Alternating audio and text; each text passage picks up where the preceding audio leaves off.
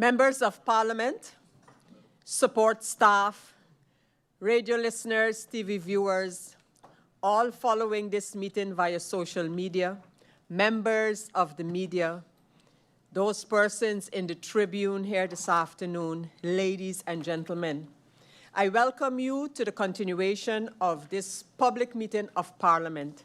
This is public meeting number 16 for today, Tuesday, May the 26th.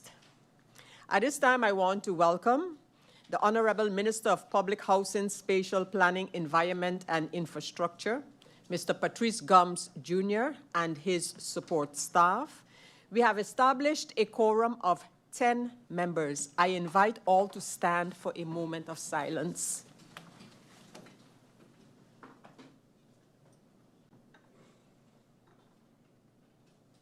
Thank you. I have received notice of absence from the members De Weaver and La Vega. Notice of lateness from the member Roseburg. Does any member of Parliament have a notification at this time? I see that is the case, and I give the floor according to the request of MP Lacroes. I give the floor to MP Lacroes for notifications. A blessed afternoon, Madam Chair, Lady Griffier, Honorable Minister of VROMI, his support staff, those in the tribune, my fellow colleagues, and those watching and listening via social media. Madam Chair, Lady, I got some very disturbing messages and news today concerning something that I thought was being worked on.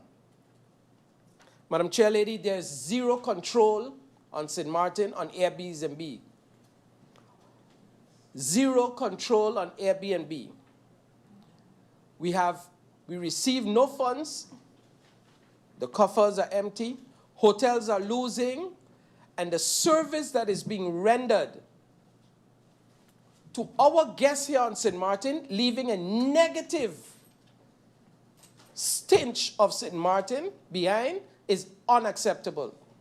Madam Chair, Lady, a permit to rent out can be requested or organized by government, by the Ministry of TIAT, and Airbnb should not put any place on St. Martin that does not provide that permit. Government could now receive the funds, but also make sure that these accommodations are up to par for our guests here on St. Martin. Madam Chair, Lady, there are people leaving the airport now. They have sent emails to the ministry to handle a situation that took place with a certain person in Indigo Bay. And I'd like to hear from the minister how this is going to be handled before it becomes a scandal. Thank you, Madam Chair, Lady. Thank you, MP Lacroes. I now give the floor for notifications to MP Doran. MP Doran, you have the floor. Thank you, Madam Chair, Lady. Good afternoon to you, my colleagues, the minister, support staff, persons in the tribune, and a special shout out to the people of St. Martin. Madam Chair, yesterday, while in Parliament executing the people's business, I started getting some phone calls about a situation that was happening in Simpson Bay. And later on in the evening, once the meeting concluded, I was able to get a clearer picture as to what was being alleged. Madam Chair, I was the Minister of VROMI for almost 5 years. That's no secret. Part of my job is to sign building permits, grant long lease, extensions, etc., etc., etc. In 2023, May 17 to be exact, a permit was issued on the property of Maidreef 64 of 1963 to construct a dwelling. Madam Chair, once that was done, I continued signing other permits. Lo and behold, in 2025, an extension was given to the lot, where here in this image, you can clearly see this is the grape tree, this is the beach, this is the land, and here's the lot that extension was given, signed by none other than the mighty Minister Patrice Gomes. I'm saying all that to say, Madam Chair, because I got some disturbing calls that the minister went to the persons, indicated the reason why the tree is cut down is because Doran issued a permit, which prompted, I'm assuming this is what prompted a young lady to say on a voice note that, or a video that I saw, Doran sell us out. Madam Chair, to that young lady and everyone else that was fooled yesterday, that's the man there that issued the land. Doran signed a building permit. It is all registered here by Cadastre. I just pay $100 for it. It's right here, it's clear. So I don't want to hear later, it didn't matter who do it, it happened, and the minister lied to you. That is clear. Madam Chair, I want to be very, very clear. The minister lied yesterday, spent hours lying instead of going by Caribbean Palms or somebody else that could assist with replanting the tree. The minister lied about the Fleming Way solution, indicated that he spoke to the persons while the young lady went on the radio, said the minister hasn't answered since January. The minister continues to lie to get attention off himself. And I'm saying all this to say, Madam Chair, I find it quite unfortunate, also as a young professional, to see a young professional not having no other way, out, but to blame somebody else for the hiccups. With that being said, Madam Chair, I want to make something very, very clear. At the end of the day, when we are wrong, we have to admit that we are wrong. We all can make mistakes, but blatantly lying, misleading, creating hate. I got about 2 very disturbing calls yesterday, and one of them was able to end on a positive note, the other one didn't. But I will say this. I see no difference between what the minister is doing, trying to hype people up, than Mr. Olivier Arundel, who was lying on everybody else, including yourself, Madam Chair. It's a dangerous thing, especially when you have a person in authority blatantly lying to the public. And I find that quite distasteful and unbecoming. Thank you very much for the opportunity and your indulgence, Madam Chair. I really appreciate it. Thank you, MP Doran, for that notification. Members of Parliament, while I can understand some of the issues right now are quite significant in terms of members wanting to address them. However, notifications, I ask that you stick to the principle of notifications and find some way that you can address in a more elaborate fashion what you think is necessary to express. So I say that before we continue, and I give the floor to MP Peterson for notifications. Thank you, Madam Chair. A good afternoon to yourself, to my honorable colleagues, to the minister and his support staff, to everybody else tuned in, and to everybody in the tribune. Madam Chair, just to kind of react on a notification that was placed before this, and kind of a request to the minister as well. I also used to work in VROMI, Madam Chair, and one thing about VROMI is that, you know, the numbers don't lie. Yes, I do believe that this current minister approved an extension last year, but that made brief was a made brief with the number 205 of 2022, which means that the draft decree to actually approve that extension was made in 2022. So when the minister hopefully elaborates on said situation, I hope that he brings forward all of the facts. And that's all from me, Madam Chair. Thank you. Thank you, MP Peterson. I see MP Roseberg requesting the floor for notifications. MP Roseberg.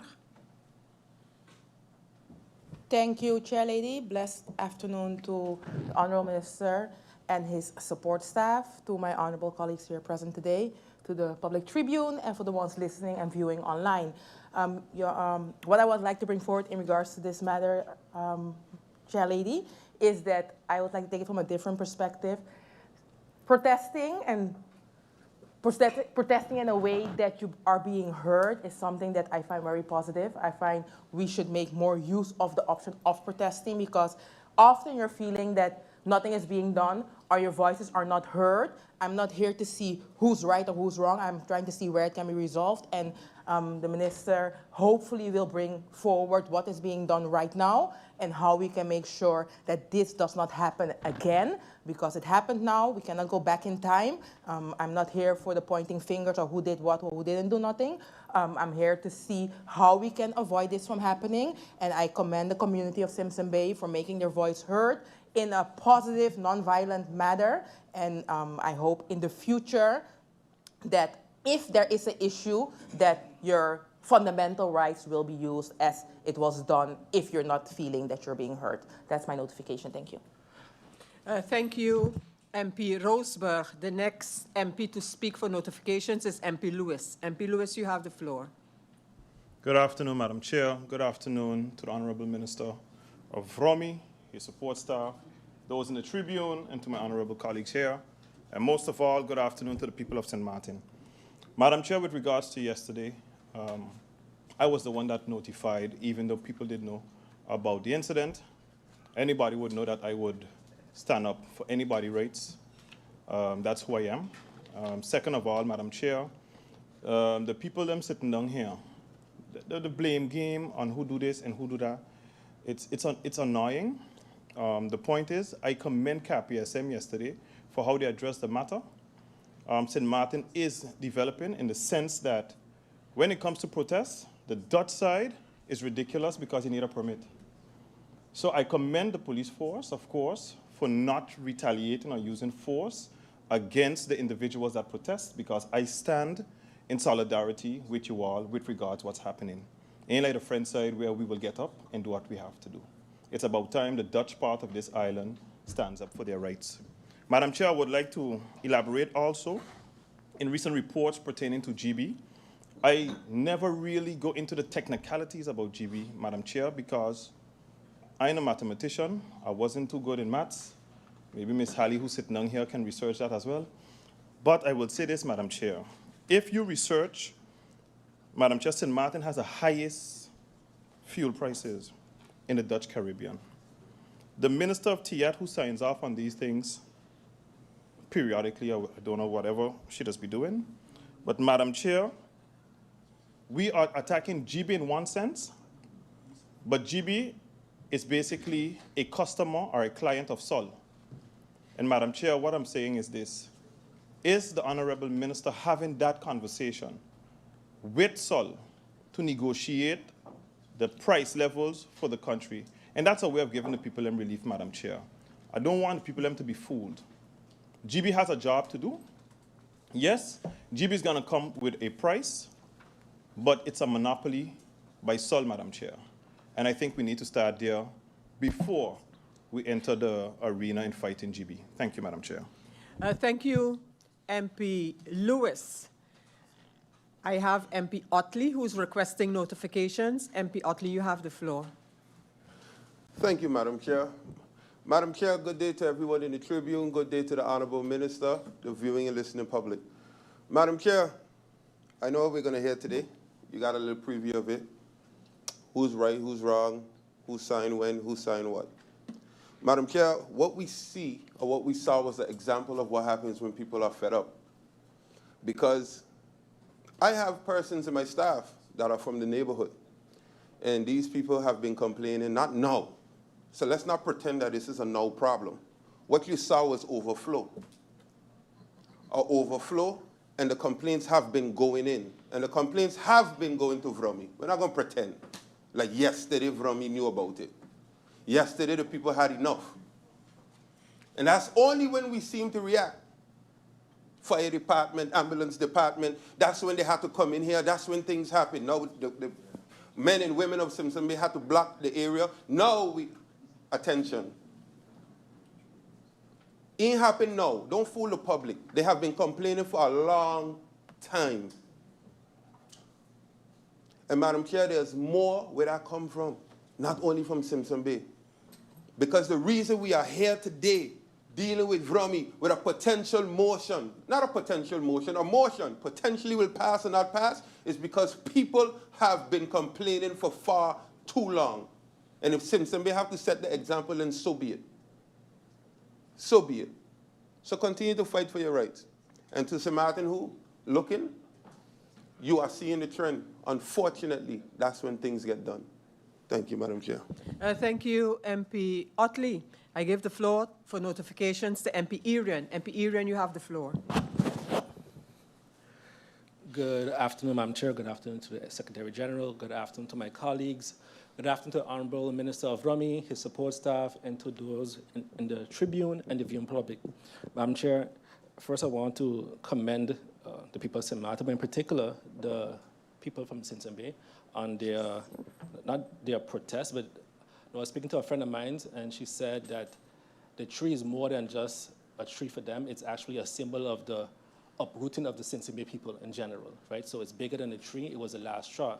And we had a broader discussion on that topic. And what I realized, and what I think is unfortunate, from what I heard and gathered, the minister, from what I allegedly then, writing up and let's say throwing blame, etc. But then when I gathered data and even asked other members from the community, the extension was signed off by the minister. So the tree being effective was signed off by the minister. But I think what matters more is the bigger picture, because yesterday was a tree, 3 years ago was Diamond Estate, the monument, a couple of years back was another area. So it doesn't matter who's sitting in the office today, last year. What matters is what we want to do as a community, what we envision for St. Martin going forward. How are we, as members of Parliament, going to address the concerns of the public and persons that feel that what they know as St. Martin is no longer so? We've discussed in the past about making tough decisions in terms of development, etc. And now as a Parliament, those are the discussions we have to start having. We expect, I hope that ministers, because these are meetings that we've called already, so I hope that the government sees, yes, the situation from yesterday, but understand that going forward, we all need to show up. We all need to attend these meetings. And we also now, more than ever, need to involve the community more so in our decision making and actually take them serious. Thank you, Madam Chair. Thank you, MP Irion. Members of Parliament, I thank the members of Parliament for their notifications, and I continue with the agenda point for this public meeting. We had MP York. MP York, you indicated you would like to have notifications while I started to close notifications, but I allow you to have a notification. Thank you, Madam Chair. Good afternoon to yourself, the Griffier, Minister, support staff, honorable colleagues, and guests in the Tribune, also the viewing public. Madam Chair, I'm not going to get into the back and forth about who did what and who didn't do what. I think the facts are clear. But my colleague, MP Irion, just mentioned something that resonated with me, and basically I had something in front of me that was just up that alley. We always sit down, we worry about and we talk about what are the solutions, what are we going to do? Okay, this happened, this is the problem, but what are we going to do about it moving forward? And Madam Chair, since day one of me being in Parliament, my very first initiative as the chairman of the VROMI committee was to bring the Nature Foundation to Parliament to ask these questions about what is ailing in the nature and environmental sector. Second thing, the second initiative I did was also a motion that was passed unanimously here in Parliament to protect all the things that has been in the news nowadays. I will read off some of the resolves.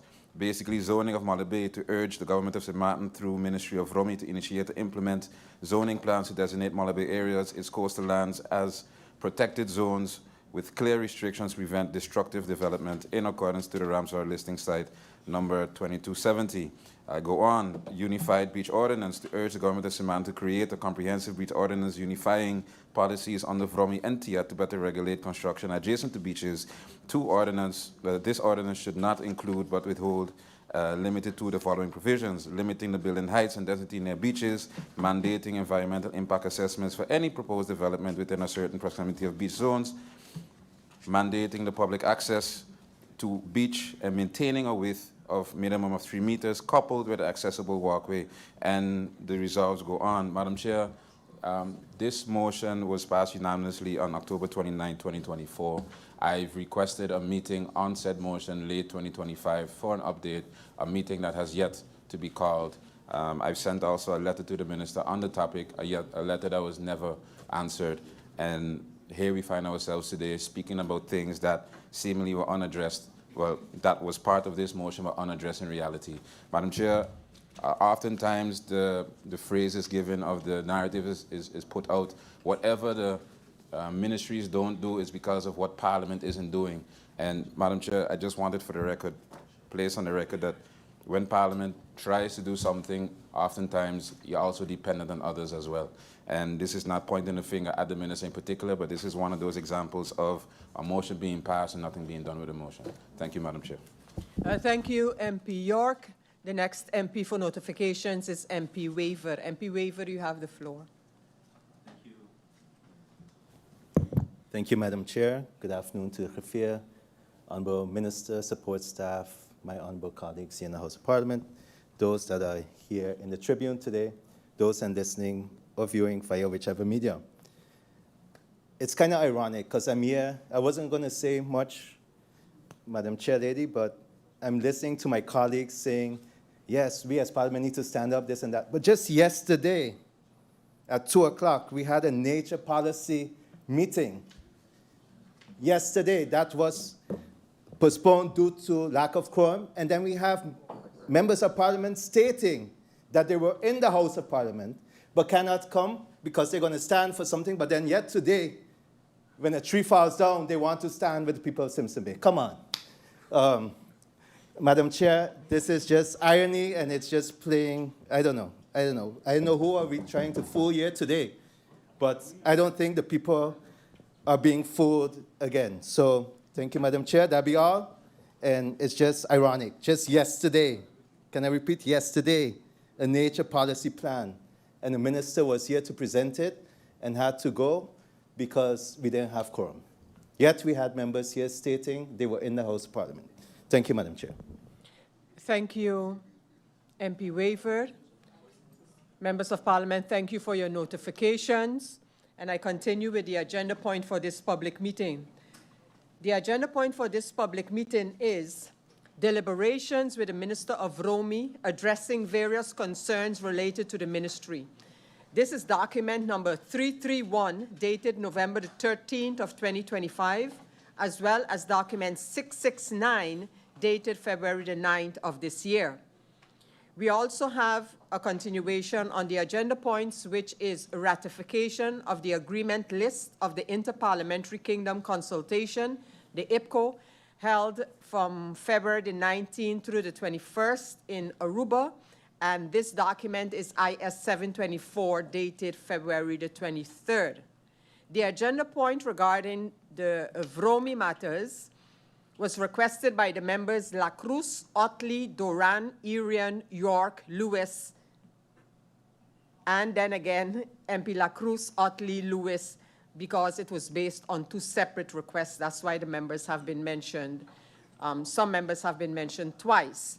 I just want to inform the members of Parliament that I can and probably will permit interruptions, but based on the guidelines for interruptions. These must either seek clarifications, you can challenge assertions, you can contribute additional information, but they must always consist of brief remarks or questions.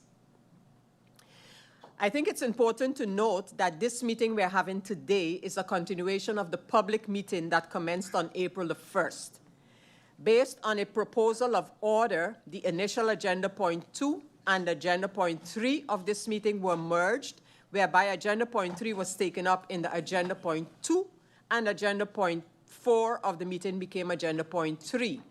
This meeting continued on May the 11th of this year and was adjourned. So we are going over to agenda point number 2, which is the deliberations with the Minister of VROMI addressing various concerns related to this ministry. In the request for the meeting, the members indicated that they wish to address the following points under this agenda point, namely, stagnation within the building permits department, personnel decisions at the highest level of the ministry, concerns about potential conflicts of interest, and update on outstanding payments within the Ministry of VROMI.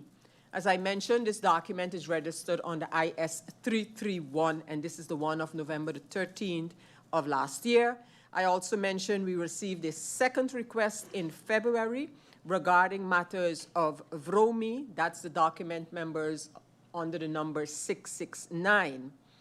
At the start of the agenda point on April 1st, the Minister of Public Housing, Spatial Planning, Environment and Infrastructure gave a presentation, after which members were given the opportunity to pose questions to the Minister in the first round. The meeting was then adjourned to allow the Minister sufficient time to prepare the answers to the questions posed, And I need to mention here that it is in that first round that a motion of no confidence in the Minister of Public Housing, Spatial Planning, Environment and Infrastructure, Mr. Patrice Gums Jr., was submitted by MP Lewis. The meeting continued on May the 11th. The Minister answered the questions posed in the first round. There were no clarification questions posed, and members were given the opportunity to speak in the second round. After the members spoke, the meeting was adjourned to allow the Minister to prepare for the answers to be provided. So at this time, after giving an introduction as to where we are in this meeting and on the topics, I give the floor to the Honorable Minister of Public Housing, Spatial Planning, Environment and Infrastructure, Mr. Patrice Gums, to answer the outstanding questions by members of Parliament in the second round. Minister Gums. Madam Chair, members of Parliament, those in the Tribune, those listening and viewing online, good afternoon. Madam Chair, allow me to make just a few statements concerning what transpired yesterday in Simpson Bay. Yesterday afternoon, I received a message around 4 p.m. regarding a fallen sea grape tree. I arrived in Simpson Bay around 6 p.m. and found that members of the community had blocked access into Simpson Bay via the bridge as well as the airport roundabout. I spoke with the police and some of the community leaders about restoring access. I was asked to walk to Holly Drive with a member of the community to speak about their grievances and to inspect the ongoing works. Allow me to offer the following facts, which I informed the community yesterday that we need to verify. The site in question concerns the development of two parcels of land, 64-1963 and 205-2022. May Brief 205-2022 is the parcel directly in front of 64-1963. Making that parcel requires the permission of the ministry and then the Minister of VROMI. The land totaled 195 square meters on what was, before signing, public beach. In 2022, a building permit was issued, BP number 183-2022. In October 2024, the ministry received a request to transfer both parcels into a new legal entity and granted the request in 2025. What appears to be, and what is being explained as an extension granted in 2025, is in fact the transfer of two parcels owned by the same legal entity into another legal structure. It was not at all the extension of any parcel. That was already done in 2022 when the parcel was created, owned by the same person, and then transferred into a new legal entity, which I have no other option to do but to recognize as Minister of VROMI. So just to be clear, once again, no extension was done to any parcel. Minister, with your indulgence, I'll allow MP Doran to make a brief interruption. MP Doran. Thank you, Madam Chair. Madam Chair, that would then essentially mean that the cadastre is giving false information. Here you have date registration by Notary Richards on August 29th, 2025. So the whole hoopla story about it being done in 2022, can the minister then provide where the deed was issued in 2022? Please, let's not fool the people. Thank you, MP Doran. Minister, I continue to ask your indulgence, and members of Parliament, I'll continue to allow interruptions. However, we need to give the presenter, whether it's a member of Parliament or a minister, the opportunity to at least finish his or her thoughts on the matter so that people can understand what is being said and what is being asked. With that, I give the floor for interruptions to MP Peterson. MP Peterson, you have the floor. Thank you, Madam Chair. Madam Chair, I'm not a proponent of trying to fool the people of St. Martin, so I'm going to ask the minister to be very clear when he continues. Minister, a made brief is only made when a minister signs a draft decree and sends a made opdracht to cadastre an instruction from government in order to make said made brief.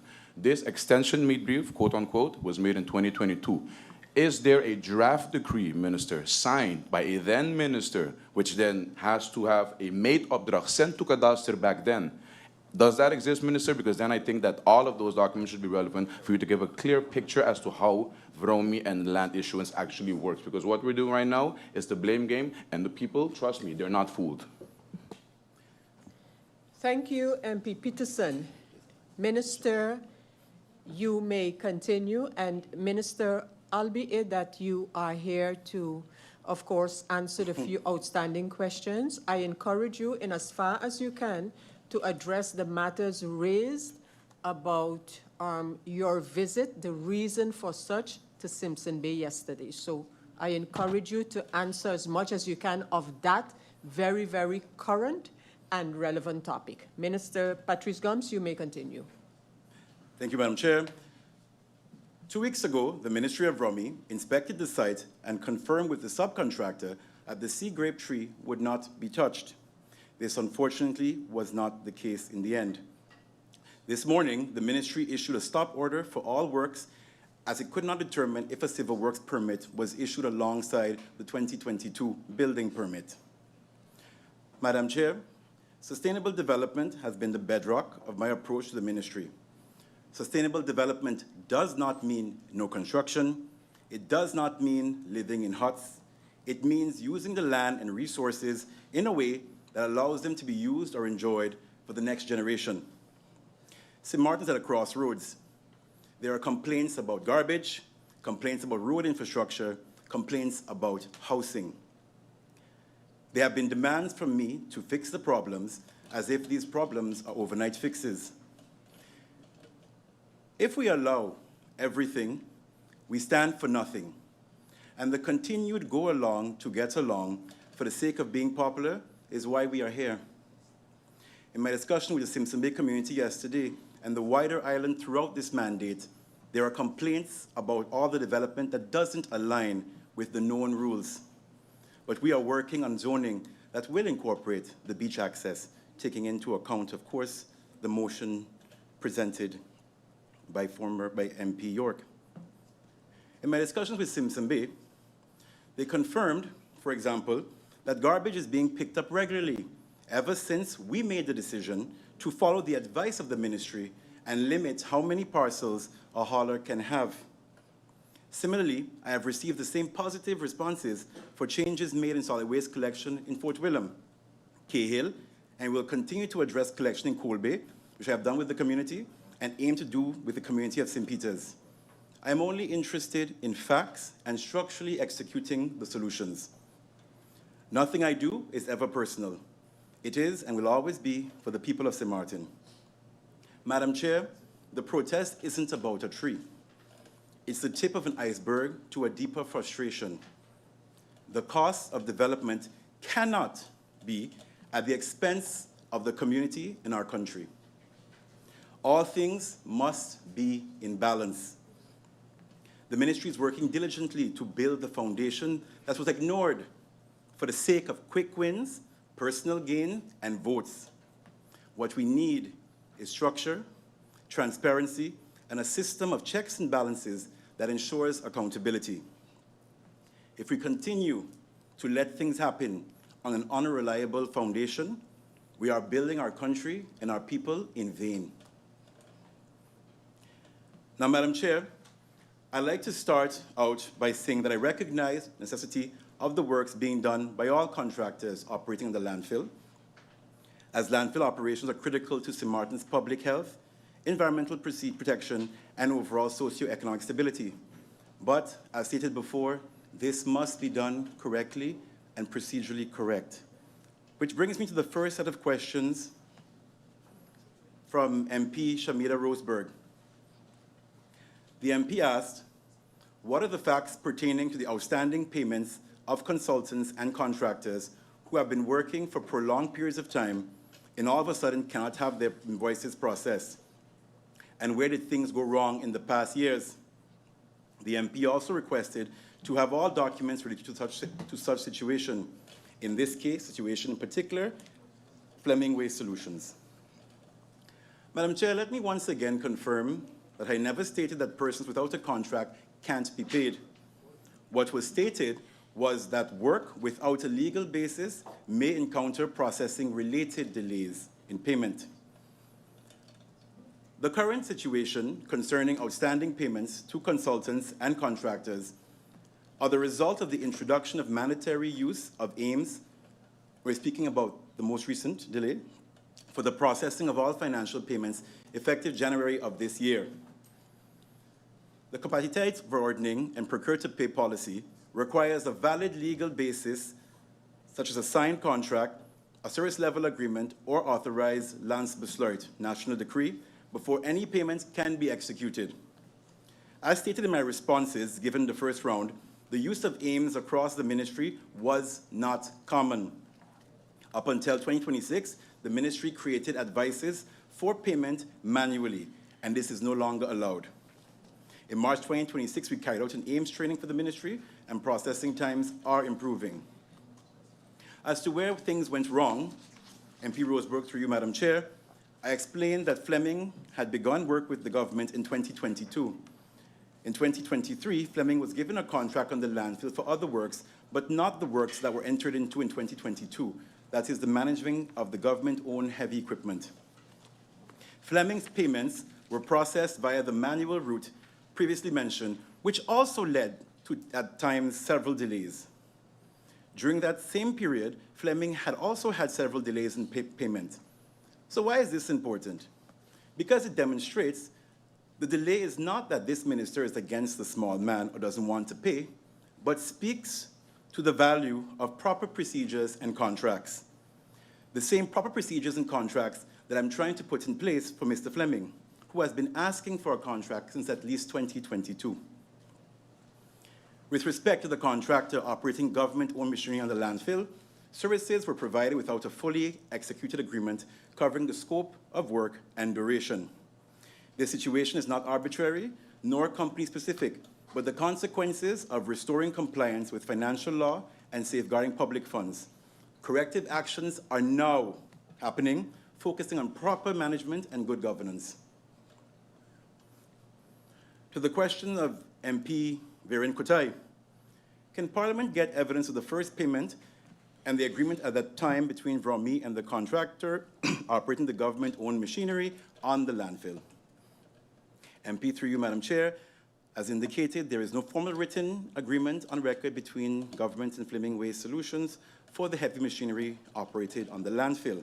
However, I can confirm that payments were being processed without a contract in the past, and these were made and continue to be made by an advice, which is now being handled formally and only in AIMS. The MP's second question, are there any other companies working without a contract? From a ministry-wide perspective, there are several companies currently providing services without a formal contract. The ministry is actively working to regularize arrangements by establishing formal service-level agreements, SLAs, to ensure proper governance, accountability, and alignment with established procurement and operational standards. The MP's third question, can Parliament get a list of all existing contracts with VROMI, focused particularly on contract management? The following contracts are in place at the moment: solid waste collection contracts, trenches and waterways contracts, management of the wastewater treatment plants and sewage networks, heavy equipment on the landfill, and finally, security services at the different locations under VROMI's management. The MP's fourth question, are there any former or active contractors for whom payments are still outstanding? And if so, which payments have already been executed and which remain outstanding? There are currently outstanding invoices from various contractors that remain pending formal completion and regularization. As previously indicated, for contractors who are actively executing work, efforts are underway to formalize arrangements through the establishment of proper contractual agreements. For works that were executed and completed in the past, a more tailored approach is required. This includes comprehensive fact-finding and careful determination of appropriate mechanisms to resolve the outstanding matters. Addressing these issues retroactively presents considerable challenge. Presents considerable challenges, particularly in cases where supporting documentation is limited or absent. and where the works in question were not formally budgeted. Some examples: payment made of 500,000 guilders for road works, payment of 700,000 dating back to 2020 for infrastructure works, payments of 113,000 guilders for drainage works dating back to 2016. Have all governments inherited bills? Yes, but inheriting bills and being able to pay them or further delay them being paid is another thing. Madam Chair, what this meeting has attempted to do is to discredit me, my team, and our efforts to right decades of allowed wrongs. Have mistakes been made? Perhaps so. And chances are there may be a few more along the way. But to lay the current situation on me, mid-negotiation, and the middle of us actively working to fix the very problems, is nothing more than politics masquerading as concern. I will continue to work for my people for as long as I'm given. Lost it.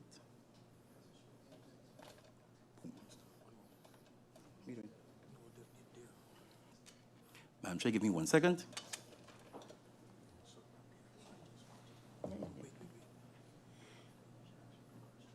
I adjourn for 2 minutes, allowing the minister a minute. Gotcha. Okay.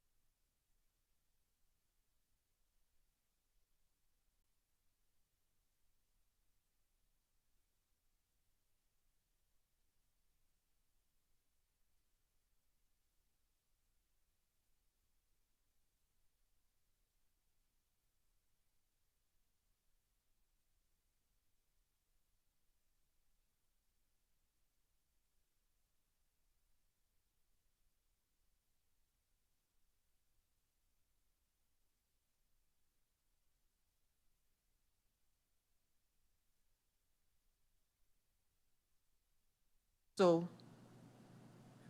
I'm looking at the minister, and we're now ready to go. So I hereby reopen this meeting of Parliament and give the floor to Minister of VROMI, Patrice Jr. Gums. Minister, you have the floor.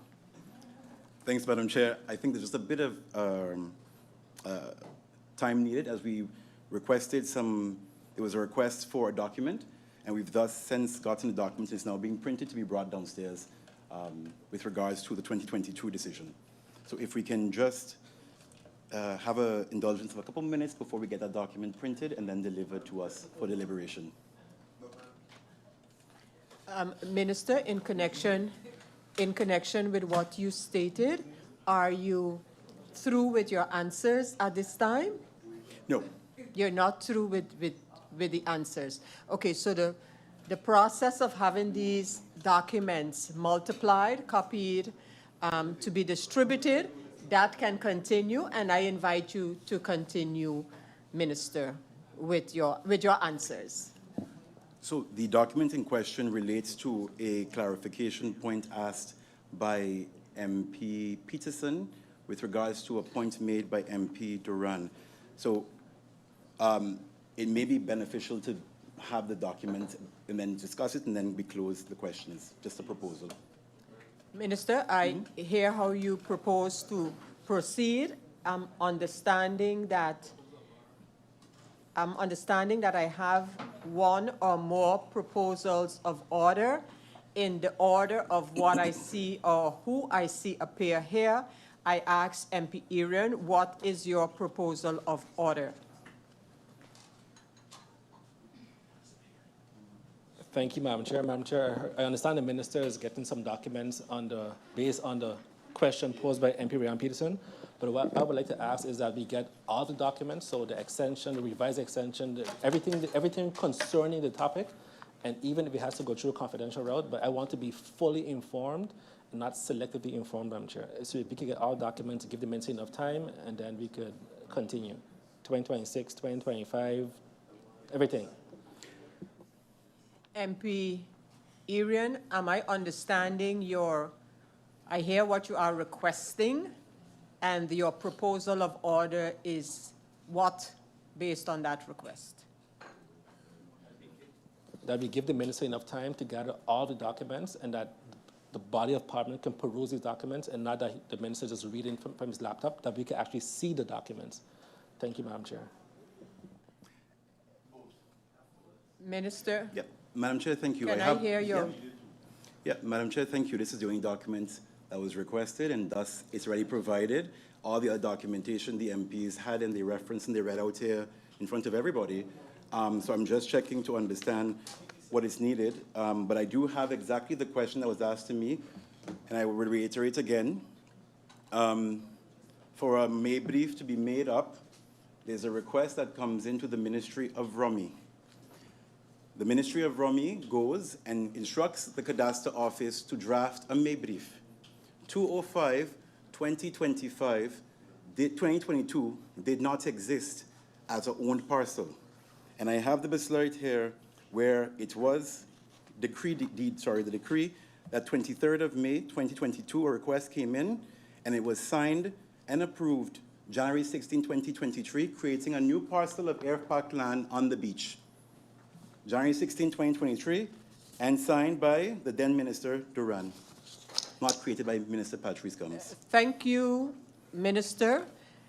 Before I grant your request to briefly adjourn for the documents to be shared, I will give MP York the possibility for an interruption. MP York, you have the floor. Thank you, Madam Chair. Well, Madam Chair, seemingly only requests via interruptions are being taken up by the Minister. Madam Chair, I think it's very important, seeing the brevity of the situation, that all documents are made available to Parliament. So the documents that MP Irion just requested, not just the documents that the Minister wants the world to see. So can we get all the documents, please, and thank you. All the time we're wasting here right now, the documents could have been already being sent to Parliament. Thank you. Thank you, MP York. Notification noted. I don't think that this meeting with members of Parliament expressing their views and the Minister responding is a waste of time. At least it's not a waste of time for me. So I continue with the meeting and I allow MP Irion to make his interruption, after which I'll tell the members how we shall proceed. Thank you, Madam Chair. Madam Chair, so I appreciate the Minister wanted to get a document. So thank you, Minister. Minister, just a question, just for my understanding. So in 2023, a building permit was issued. In 2025, it was signed. Correct me if I'm wrong. My question is, could you have not signed? So could you have, after review, could you have not issued it or not? Thank you, Madam Chair. Thank you, MP Irion. Minister, I am going to adjourn this meeting until 4 p.m., during which time I will peruse with you some of the other documentation that has been requested by, amongst others, MP Roseburg, and then we will look to make sure you have an understanding of what all has been requested, and then we will decide when we reconvene at 4 p.m. how we proceed with the meeting. But let's get it clear what all documents have been requested, and then we will see how those can be provided. So for right now, this meeting is adjourned until 4 p.m. and we get clarity on the documentation that has been requested. This meeting is hereby adjourned until 4 p.m.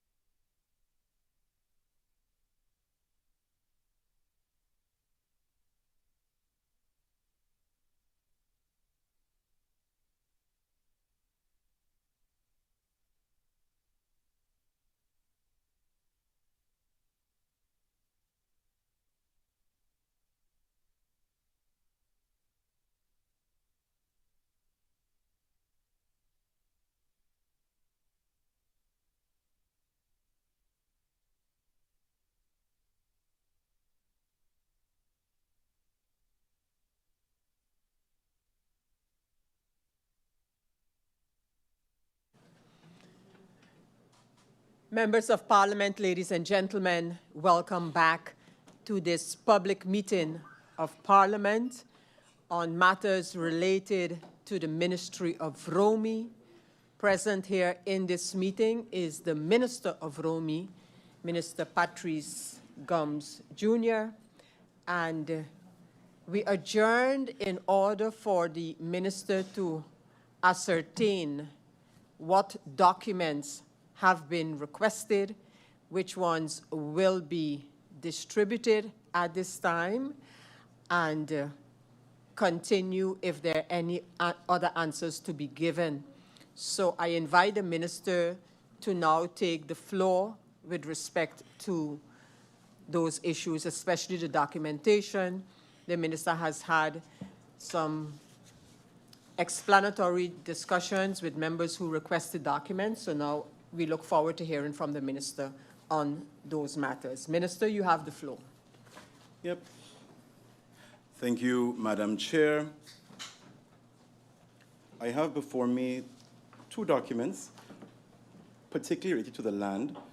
And of course, my ministry has also provided me the approved building permit from 2023 if it's desired to see all files that relate to this parcel of land. So what we have here is the result of the request for the cadastre to actually measure out part of the beach and issue it in 2023. What we have here is then the building permit issued for said parcel. And of course, as indicated, what we have here is the transfer signed by my person 2025, which basically takes those two parcels that already exist and then they're sold or put into another legal structure. So I will hand these to my SG, who will take care of the administrative part.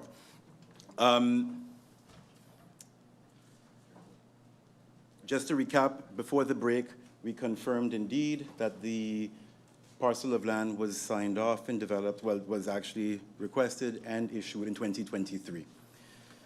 Madam Chair, I will continue to work for my people for as long as I am given the privilege, but my ability to work relies on the understanding that to make it better means making multiple big changes at the same time. We are not sitting back.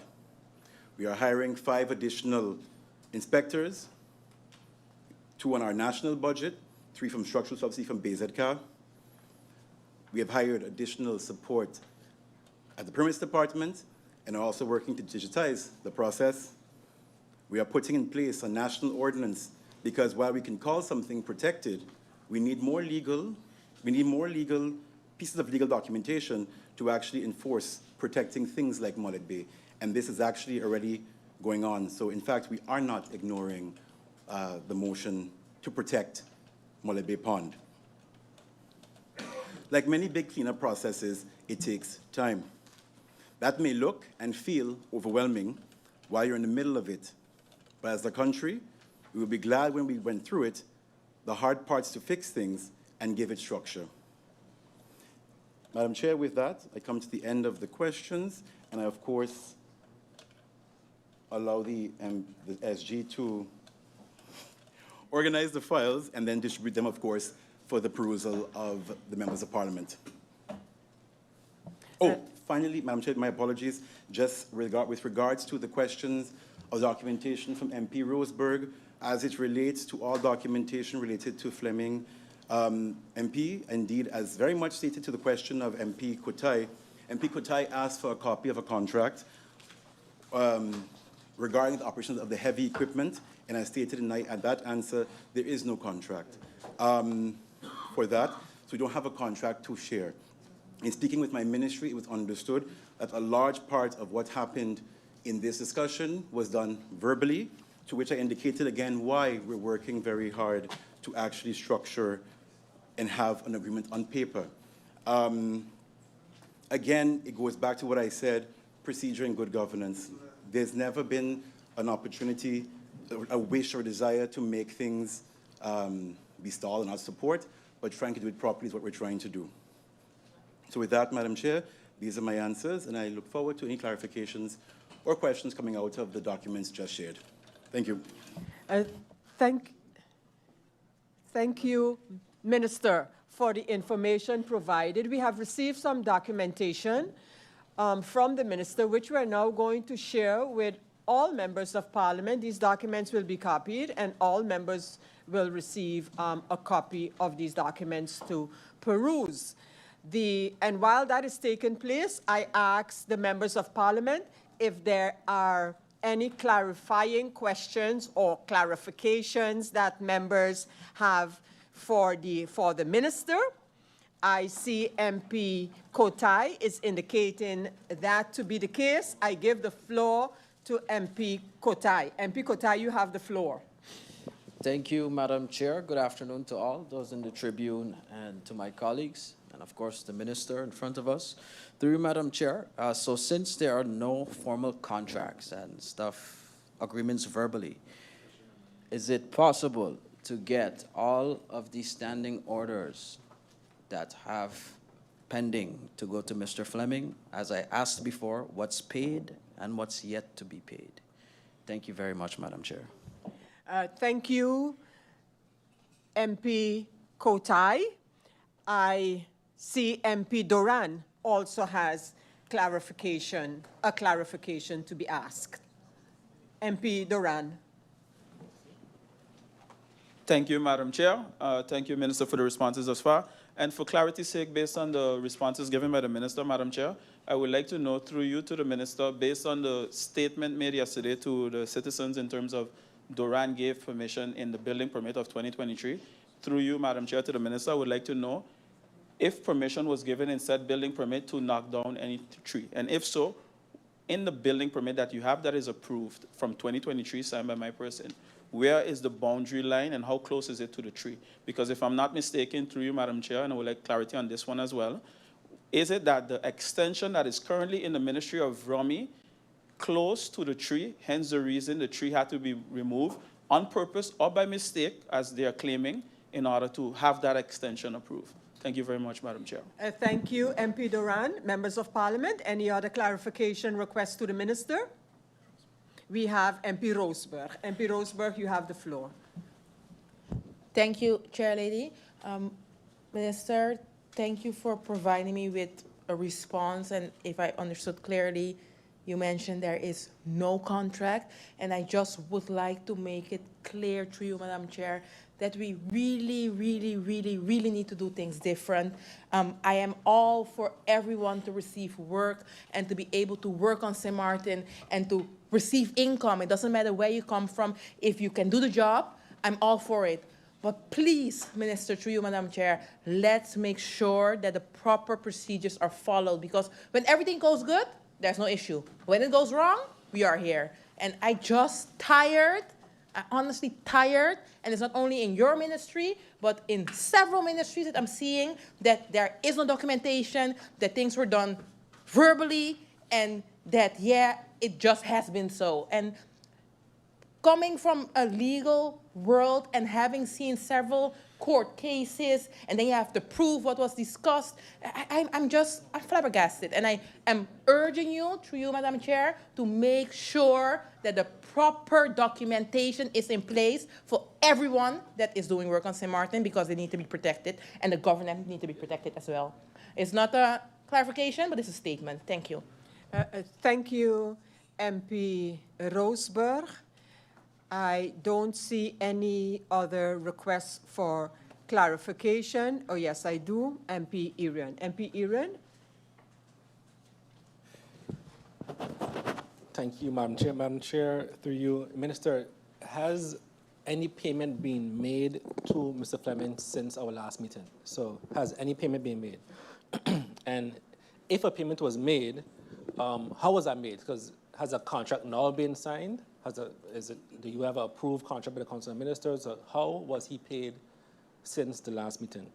And just going through some of these documents, and thank you for those given thus far, but I also asked for a revised, the revised request of the drawings, but then that's not part of this package. And my question I asked in the interruption, but was not answered, so I asked again in clarification. Minister, so here, this was signed 2025, so my question here is, could you have not signed? Because you get this document, you've stated in the past that you've seen other things that you didn't agree with, or other ministers would say that also, we went a different route, for example, similar, like the marketplace, for example. So could you have not signed this document after reviewing the information? Thank you. Thank you, MP Irion. Members, any other clarifications to be requested? We do have MP Lewis with a clarification. Madam Chair, with regards to the minister mentioning about the document, that it was in draft or signed off draft from in 2022. A draft is a draft. And as we know in government, there's not much continuity in government. From what I understood, again, from the minister, he said draft, and you can either go along with continuity with the draft, or the minister could have made another decision and say, no, I will make another decision, seeing that he is the new minister now. Thank you, Madam Chair. Thank you, MP Lewis. I see MP Ottley has the request for a clarification. MP Ottley. Thank you, Madam Chair. Madam Chair, when I hear that there were no formal contracts, it takes me back to exactly what I was saying. This was just a tactic to stall the meeting because I knew no contracts and no paperwork were going to come. But Madam Chair, since we're making clarifications or statements, I would just like to leave the minister with this one statement. I have seen what was presented here, and whether 2023, 2025, my next question is, what now? Will the tree be replanted? Is up? See? Well, the ministry walk it. Well, my clarification, did the ministry put up this tree? And I'm happy to hear that for the community of Simpson Bay. Thank you very much, Madam Chair.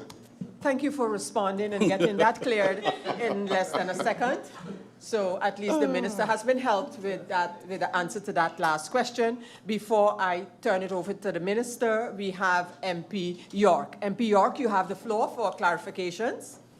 Thank you, Madam Chair. Just one clarification based on what the minister, something the minister said in responding to my mention of the motion. The minister made mention that there are certain things that need to be put in order before certain things can be protected. Now, I can remember that the minister, after the motion was passed, the minister made a timeline to which I understand things don't go always according to plan, but the timeline was not kept to. I've never received a revised timeline or even an answer to my letters or my meeting requests on the topic, so I'm forced to ask a question here. I would like to know if the minister can clarify what steps exactly is he referring to that needs to be taken in order for certain steps to be made as it refers to the motion, such as also not only Mullet Bay, but the unifying of the beach policies, the beach ordinances, etc. What needs to be done and what has been done. So if the minister can clarify that, and also the timeline moving forward, if he has that information also. Thank you, Madam Chair. And also, in closing, if the minister can be so kind and start to reply to letters that I wouldn't have to ask the questions here. Thank you. Thank you, MP York. We have MP Roseberg.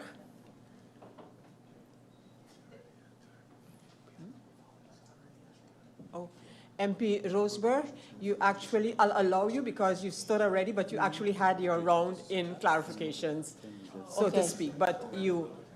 Thank you, Chair Lady, for still allowing me, because I forgot to get one thing clarified, seeing that there is no contract through you, Madam Chair, and payments were made in the past, and payments are being made. How is that now taking place? And I'm hearing that it was a tactic to stall. Clearly, my dear MP had more information than me because I wasn't aware that there was no contract. So I'm happy to see you now on the same page and that you could inform me about that. Thank you. Thank you, MP Roseberg. And since I allowed you to add something to your clarifications, I have been asked by MP Irion if he can be given the same opportunity, and I give the opportunity to MP Irion to add something to his clarifications before I go over to the minister. MP Irion. Thank you, Madam Chair. This is for us, Madam Chair. The people of Colby have asked me to ask the minister since he, see, I told you this for us. The people of Colby have asked me to ask the minister, because the minister mentioned the difficulties with garbage, etc., in his answering. And the minister mentioned that in his release that the hauler was not paid in the past. Has the hauler been paid now? Because the garbage situation in Colby is still horrible, really, really bad. Thank you. Thank you, Madam Chair. Thank you, MP Irion. Minister, thank you, members of parliament, for your request for clarification. Minister, do you need a few minutes to? No. You're ready to go into the clarifications. Okay, so Minister, I invite you to respond to the questions asked by members of parliament to be clarified. Minister, you have the floor. Yeah, thank you, Madam Chair. To the first question as to how are they being paid, members, you would recall through you, Madam Chair, that we indicated that there is no contract, but what has happened in the past, as indicated, is that there's an advice made at every single interval, and then you can pay somebody with either a landsbesluit decision, if there is no contract, otherwise a contract or SLA is the only other way. So there is an advice that has been constantly made for the company in question over the year, and yes, they have been paid since the meeting in question. What's very important to recognize as well is that, and I said it before, the situation regarding this particular contract on the landfill is that they have a contract for certain works. This particular set of works, for some reason, did not have a contract. And that has been all over the years done via an advice process. Why there was a severe delay in this certain time, because there's always been delays, unfortunately, is that we had to transfer to the new AIM system, to which the ministry never used. So this is one of the things and why we actually did the training. So I hope that's now clear.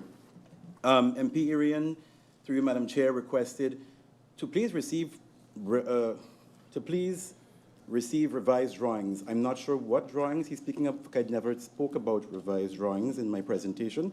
So if the MP could clarify his clarification to me, because there are no revised drawings mentioned anywhere in my presentation at all.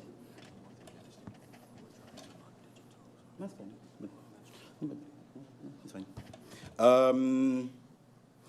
The question of MP Irion, could you have not signed? No, simply because transfers, you're not allowed. There's several, so let me clarify. The question was, could you have not transferred the transfer of the two parcels to this new legal entity in structure? There needs to be a structural reason as to why you couldn't do it.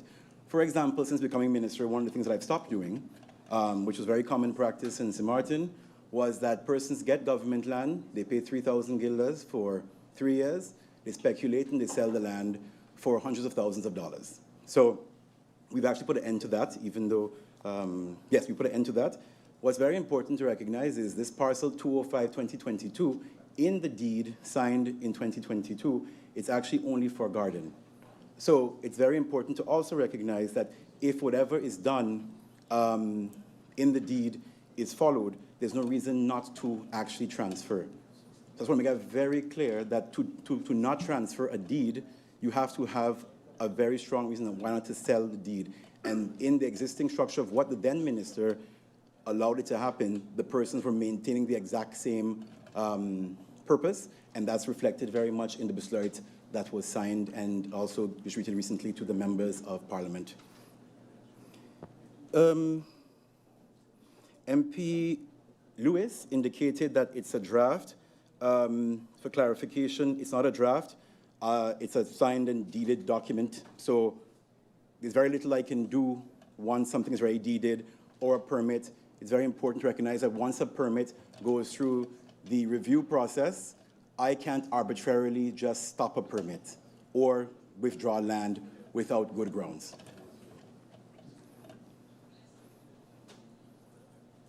MP Ottley asked, what's next? Is the tree up? Indeed, the tree, the last time I checked, it was going up, but since this meeting commenced, it's up.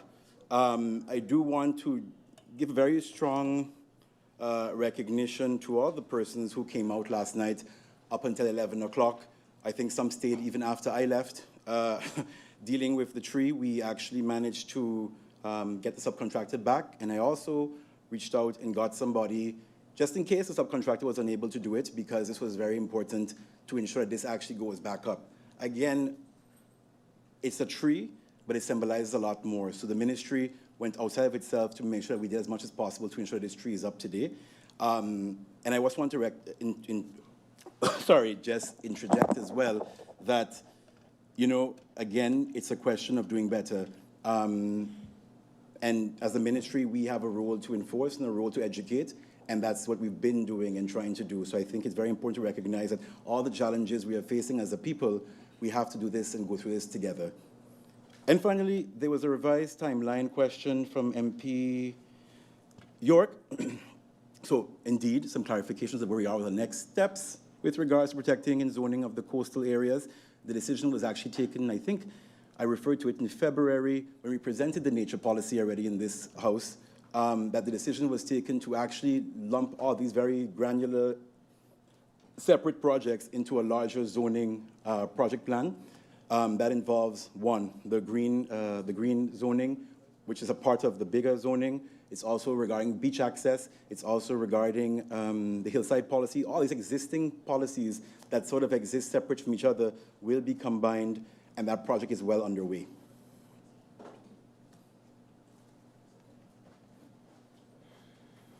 And those are the clarifications I had. I believe MP Doran had one that if you can clarify exactly, but I don't have it listed.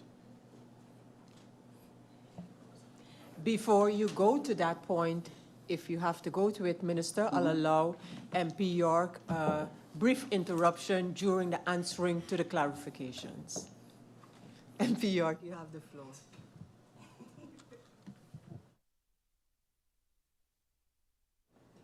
Thank you, Madam Chair. Madam Chair, growing up, I always was told communication is free. And in the meeting that the minister is referring to, the nature policy meeting, that meeting was all over the place when it pertains to the minister's presentation. A lot of things were not clear, and that was also made clear during the meeting as well. And Madam Chair, I said it jokingly just now, but it's a serious issue. And it's something that is always happening with this particular ministry being VROMI. Madam Chair, meetings are requested, meetings are not held. Whether the minister gets a meeting request or not, I leave that between the Secretariat and the Cabinet.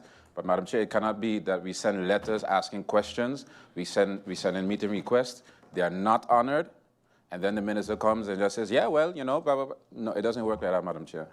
These things are things that has been plaguing the country for a very long time and deserves their own designated medium, whether via answering a letter or coming to a meeting. And it only happens with VROMI. I read a whole list of outstanding letters and outstanding meetings, and VROMI has the longest list to date still. The other day we got maybe 1 or 2 answers to some letters, and that was only because a motion was called on the minister. So before that, Madam Chair, and since then, there has been no response to anything via email, via letter, or via meeting sent to the Department of VROMI or the Ministry of VROMI. And how do you expect Parliament to be able to do their job if we don't even know where the minister or the ministry is and what they are doing? I hear everything via Facebook, Madam Chair. The minister will be here today. What's your plans? Oh, we don't have none at this moment. And next day on Facebook, oh, we're doing this, we're doing that, we're doing the other. It can't be that Facebook and the media gets privy to more information than what Parliament does. And I'm even in the comments, and I've seen the minister answering certain people in the comments on social media, Madam Chair, things that he would never say here in Parliament are pertaining to what the ministry is doing. So again, Madam Chair, transparency goes a long way, and communication is free. The minister can stand here and say, oh, yes, this and that, and yes and no and that, but he doesn't even answer simple letters or come to Parliament for a simple meeting. Thank you, Madam Chair. Thank you, MP York. And I turn the floor over to the minister to respond to that particular and the outstanding question, Minister, that you were referring to, and the question by MP Irion. Yep, thank you, Madam Chair. Indeed, we are actually in discussions with the... Thank you, Madam Chair. We are actually in discussions consistently with the hauler assigned to District of Colby, and of course, trying to outline once again the difference, the critical difference, which is that people are, 1, illegally dumping, but 2, the distinction between haulers having to also follow their schedule, but also commercial versus residential waste. It's part. Yes, sorry, they were paid. That was the second question you had, yes. Then I think there was a question regarding the Minister, so that we could really get this matter sort of wrapped up and cleared and everyone can get answers to the questions, I will allow, because you're actually answering clarifications, that's what I earlier said to MP York, but I will allow MP Lacroes to make an interruption in your clarification so that we can really get to the bottom of some of the matters. MP Lacroes. Thank you, Madam Chair Lady. Madam Chair Lady, I had to go back over to hear if the minister replied to my question concerning the running water on St. Peter's Main Road, and I did not get a reply on that answer. Thank you, Madam Chair Lady. On that question, okay. I'll allow the minister to briefly caucus for 30 seconds.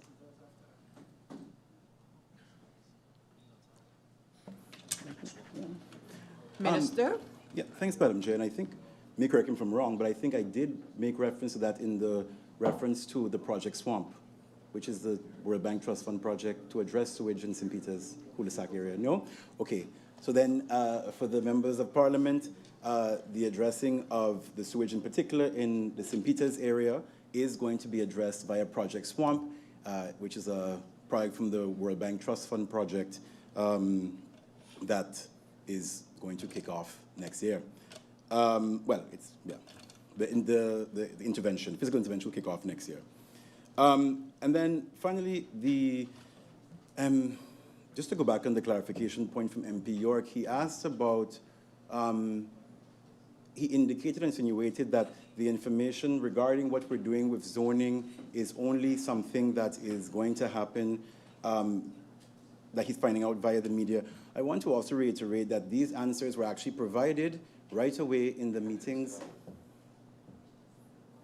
Minister, you finish your sentence, please. Actually, was actually mentioned that with regards to finding out things about what we're doing with all the different things, actually the discussion around the zoning and the beach policy were all submitted in the answers submitted in February and was to be debated yesterday in a meeting that nobody attended. MP Lacroes, I will allow you to, as I stated, just to get to basically the bottom of some of these questions, I'll allow you an interruption, but I think after that I'll allow the minister to finish his answering. So MP Lacroes, your follow-up interruption. Madam Chair Lady, am I to understand that the people of St. Peter's need to continue living in septic water until next year, until this World Fund project? Is that what I am to understand from the reply from the minister? Because my question is simple: is something going to be done about it? Are controls being held? Are people being fined? What is being done? That is my question.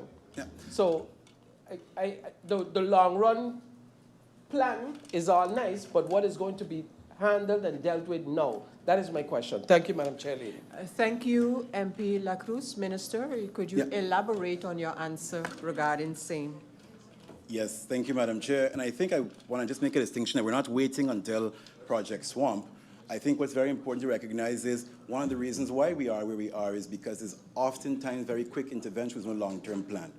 There's two components to this. Project Swamp is a long-term structural change. If we have issues that arise regarding to sewage in different areas, we address it. We've actually been looking since last year about the cause of St. Peter's water and sewage issues. That's one. Similarly, in Dutch Quarter, we have sewage projects happening as well. We didn't wait until they started. We addressed Manila Drive's sewage problem about 2 months ago. So there is a consistent work done by the ministry to actually enforce and to check.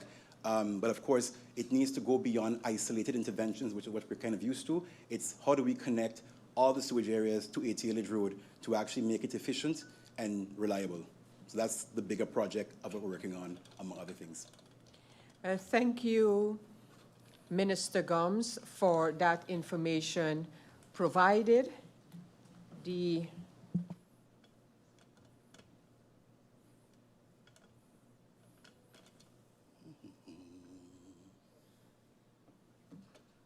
a fact. Minister, you had briefly caucused on MP Doran's question because you were not sure what the MP meant. I don't know if in the meantime Yeah, I you believe, have. maybe you can clarify, but I believe he gestured that it wouldn't be needed, but maybe if the MP could confirm. Let me, Oh, okay.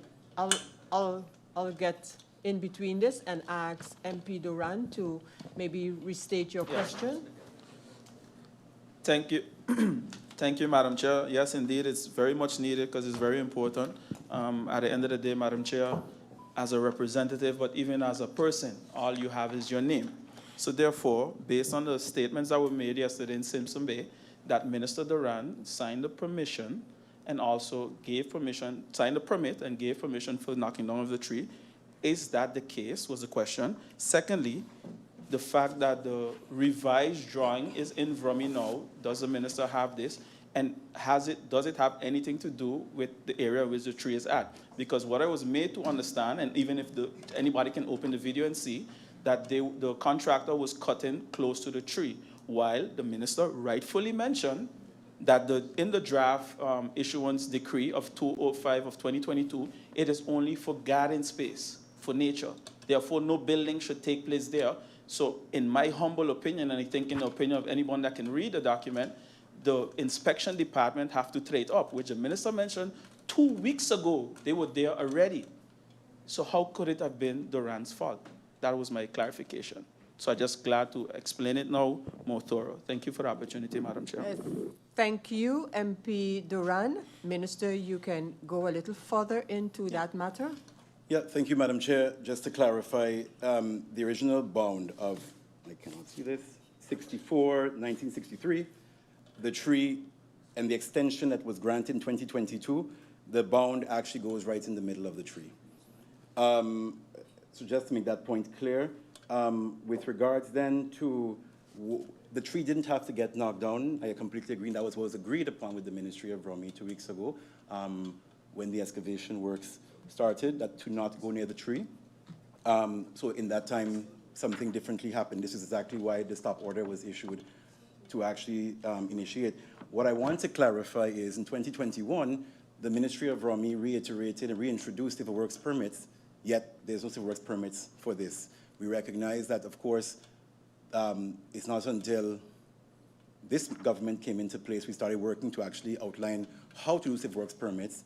But in the end of the day, this is why, again, I indicate the importance of these permits, because it would have actually made sure that stuff like this didn't happen. I think there might have been one last part. Yeah. Yes. Yes, and MP Kotai asked what was the last outstanding for Fleming. We sent that to Parliament as well, and that's the amount that was last paid, and there's no outstanding to date, but that's, of course, as of right now. Thank you, Minister Gums. MP Doran, I see you're asking for the floor again. I think the minister has gone as far into your question as he could, and the minister, I hear what you're saying, MP Doran, but I recall hearing the minister say, and if not so, the minister can correct it himself, that there is no revised drawing. I understood those words. Minister, I'll still, again, just allow you to clarify that so that I don't have to say what I understood you to have said. Minister, please. Yeah. 2 points, Madam Chair. I indicated that nowhere in my presentation did I ever mention that there was a submission of revised drawings. So I'm not sure where the MPs have garnered that information from, but I have not received any revised drawings, approved any revised drawings. If there are revised drawings in the process, I'm not sure, but that's information that, of course, then will come to me once it's approved. Internal documentation flow isn't necessarily something that's brought to the floor of Parliament. So if there's persons sharing information about what's in the ministry in process, that's not something I would dare to bring to the floor of Parliament. Secondly, Madam Chair, just to clarify, the MP that ran through you made reference to indicating that I stated that then Minister, now MP Doran, signed off the building permit, gave away the property. Madam Chair, I cannot end this meeting with this sort of statement hanging as if this is somewhat political. These are facts. If somebody says who signed off the permit for a house signed today, it's Minister Patrice Gomes. At no point did I ever state anything else, but just who signed the permit. It was signed by XYZ. So any intention, insinuation of this being political or personal, it's really a bit tired now. Thank you, Madam Chair. Members of Parliament, given what I consider extraordinary circumstances regarding the matter of the felling of the grape tree in Simpson Bay, I have allowed this discussion to continue for a great part on that topic. However, back to the topic of the agenda for today, so back to the agenda point, I consider that we have reached the end of the deliberations on the agenda topic for today.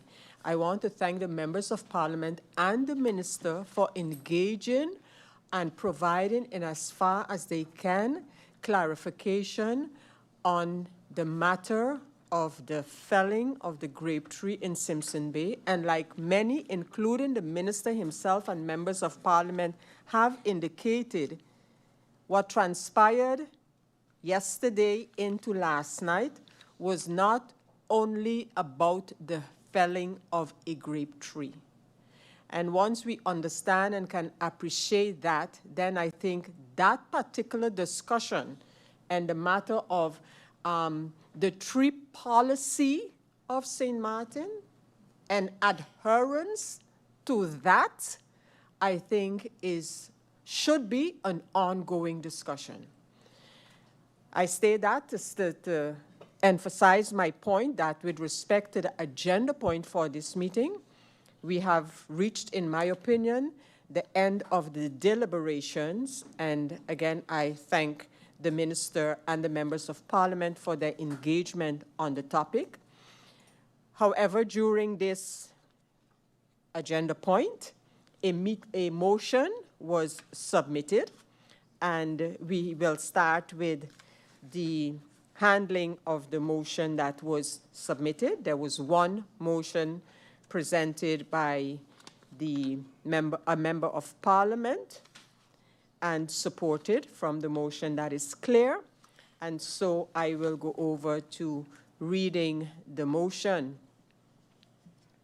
The Parliament of St. Martin, in its meeting of today, at the time April 1st, considering the Minister of VROMI, Mr. Patrice Gomes, has failed to establish clear and effective policy frameworks and take the necessary action to support economic activity, particularly at a time when government revenue generation is critical. The Minister of VROMI has failed to implement a clear, efficient, and timely mechanism for the processing and approval of building permits, resulting in significant delays that continue to hinder development of St. Martin.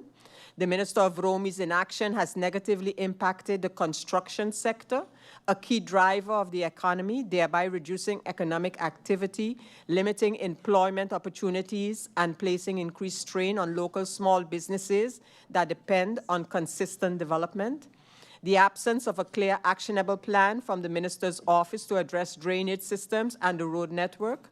Despite references to ongoing multi-year studies, there have been no defined project timelines, no transparency regarding deliverables, and no indication of when infrastructure works will commence or be completed.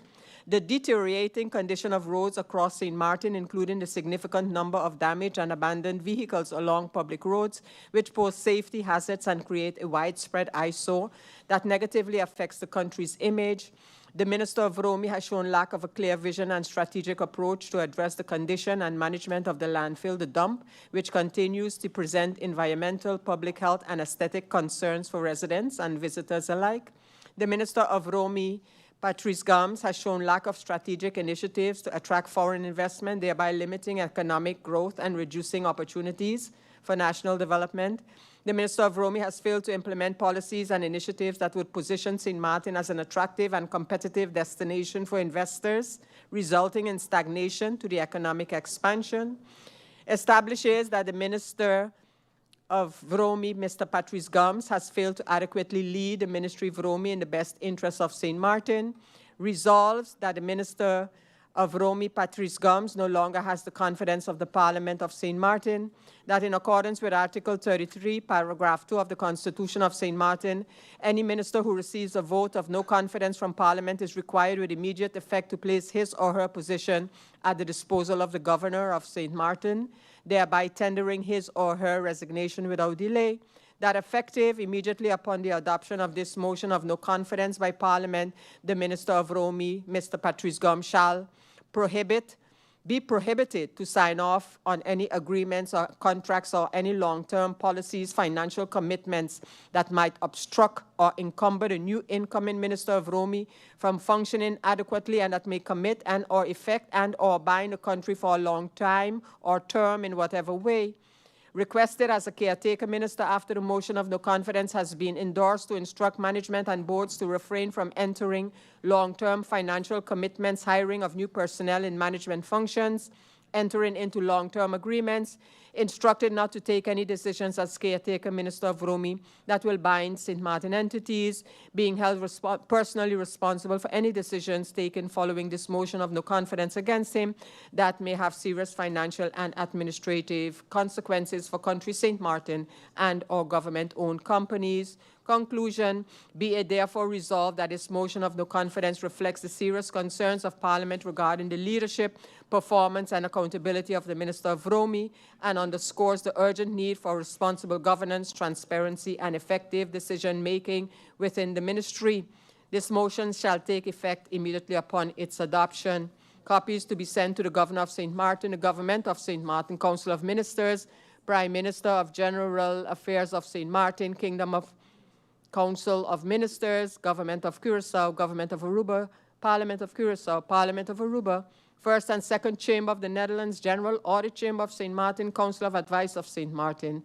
This motion was signed on the 1st of April, submitted by MP Lyndon Lewis and co-signed by MPs Ottley and Doran. Before I go over, I ask the minister if he wishes to respond/react to this motion, having heard the reading of the motion. Minister?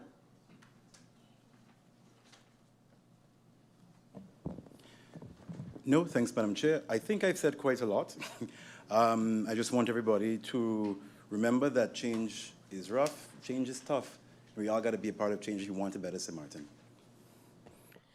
Thank you, Minister Gomes. We now go over to the voting on this motion as just read. Does anyone wish roll call on this motion? Roll call has been requested and such shall be given. The possibility for members to motivate their vote is there. And we have MP Kotai. MP Kotai. Thank you, Madam Chair. Good afternoon to all once again. Madam Chair, through you, Minister, today I will be voting against this motion. But Minister, what I'm looking for is some contrition. It's time to get the ball rolling. I will be voting against this motion today, yes, but I cannot say what my position would be in the future if things remain the same.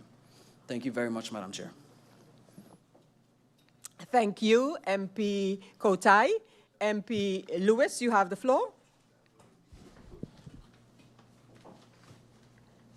Good afternoon again, Madam Chair. Madam Chair, you read the motion, and the motion was very clear. And I still stand by it nearly 2 months later. Madam Chair, through you, Minister Patrice Gomes,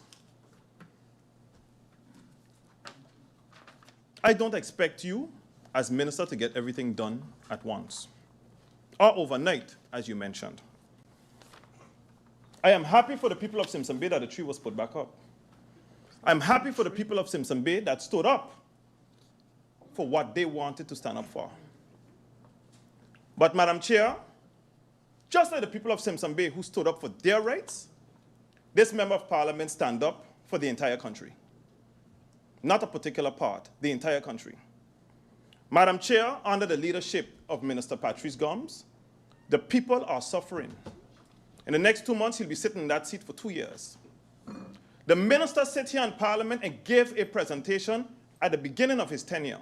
And I stood up and I mentioned, he said he's going to take 3 years to do policies or whatever. And at the end of his tenure, he is going to start to execute. And I stood up and I said, Madam Chair, I said, do you think that you are going to be here for 4 years? Madam Chair, we had one government that lasted 4 years and change. When we come inside of here, Madam Chair, when we are appointed or elected, we have to work. There are low-hanging fruits and things, and people need to see tangible things, and I said it before and I'll say it again. We ain't come here for no jokes. They seem political and they seem personal. Me and Minister Gomes have nothing personal with each other. But when I sit in this seat, it's called business. My job is to make sure oversight, and it's to hold every minister accountable for their job. And I said it yesterday also with the Prime Minister. If he too needs to get his hair chopped off, they're gone. I am not here to explain the people of this country, I mean the parliamentarians here, MP Lewis, on their this vote. is just your motivation, Yes, Madam please. Chair, I am here to say this. I made it clear to the people of this country what is going on in their house, what is going on in their government. The people who are not suffering need to hear about those who are suffering, because this is one island, one country, and we're supposed to love our country. And if a minister ain't working, he got to go. Thank you, Madam Chair. Thank you, MP Lewis. Members of Parliament, a reminder, the motivation of your vote has to be brief and concise. We continue with offering the floor to MP Lacroes. MP Lacroes, you have the floor. Thank you, Madam Chair Lady. Madam Chair Lady, watching what is happening in St. Martin is one thing. Watching the replies from the government is a whole different thing. And me doing my job here in Parliament is what I consider to be the right thing. Madam Chair Lady, it don't matter what this side decide today, because that side already has decided. So all of this is just a spectacle. I vote for. We're not voting just yet, MP. So we continue. Any other member for motivation? I see MP Irion wishes to do so. MP Irion, you have the floor. Thank you, Madam Chair. Madam Chair, I agree with MP Kotai to an extent, and him using the word contrition. That's something that I also wanted for the minister, but not just from me, but from the many, many complaints and emails and so forth that I've gotten. And not that I held for myself, these are emails that has been sent to the minister, his cabinet has been CC'd, and these are not personal, these are not from me, these are from the people of St. Martin. Madam Chair, what I have seen for the last couple months, or since the motion has been announced, the whole presentation from the minister, the responding to individuals, replying to emails, I heard even respond to people on Facebook, etc. That's what we always wanted. And it, again, it's not from MP Irion, that's from the tens and hundreds of people that have been telling me, I cannot get in contact with the minister. I can't get in contact with the ministry. They're not replying. Look at this, look at this. All the promises that Minister Patrice made and all he changed. We wanted the actions that the minister is doing now, the last 4-6 weeks, we wanted that before. So I agree with MP Kotai that yes, I want to see contrition, but not for another time. We want it now. Thank you, Madam Chair. Thank you, MP Irion. We have MP Roosburg. Thank you, Chair Lady. The reality is simple. I don't need to mention it, but the people are tired. We are all tired. And being tired is not something from now, but we want to see change now. That's a fact. And I'm not going to make it a whole show, but the fact is, Minister, you have been communicating horribly. It's a fact. Take this as a serious matter, and it is our job to keep you accountable. I will continue to monitor and keep you accountable. Take Parliament serious. Answer us. Answer the letters, even if there are no answers. Stay in communication, because I have been seeing it, that now communication has been going. I love the videos. I'm all about social media and communicating to the people, making sure that they know what is going on. So at this moment, as my uncle always says, suck it up, deal with it, and let's move on. Make sure we do what needs to be done. And they say, heavy is the head that wears the crown. So it's what your position is right now. This is not something that is 1, 2, 3 to be fixed, but we have seen the change. At least I have seen the change. I have seen the communication being better, and now I'm asking you to continue on this path. Make sure you stay in contact with the people, that you stay in contact with this honorable house. Adhere to what is being asked, and let's continue on that path and make sure that the policies and structure is in place so that we will not have this ad hoc behavior anymore. Thank you, Madam Chair. Thank you, MP Roseberg. I give the floor to MP Ottley. MP Ottley, you have the floor. Thank you, Madam Chair. Madam Chair, to the members of coalition, sometimes you don't follow the crowd. Don't be afraid to stand out, even if the crowd go against you. Madam Chair, when I listen to both members of the coalition, they are not happy with the way things have been going. One of them said, if it continues, my vote will change next time. If it continues. The thing about it, Madam Chair, the people of St. Martin may not and do not have such patience. Contrition. The minister I saw today is not the minister that I saw a couple of weeks ago when MP Myers and MP Waver wasn't here and the numbers wasn't looking too good. That day we got contrition. Today the numbers are there. So you see a change in the minister, his demeanor, the way he responds, the smirks, because he knew the numbers were there. The sass. Madam Chair, I have no problem, none whatsoever, with the minister's party. And the reason that I am voting for this motion, Madam Chair, when it comes, is because the leader has exemplified her willingness to talk and notify the public on education matters. And MP Rayon Peterson has shown country above coalition when it's time to vote, and he showed that he voted for the disapproval against the Prime Minister when it hurted the people.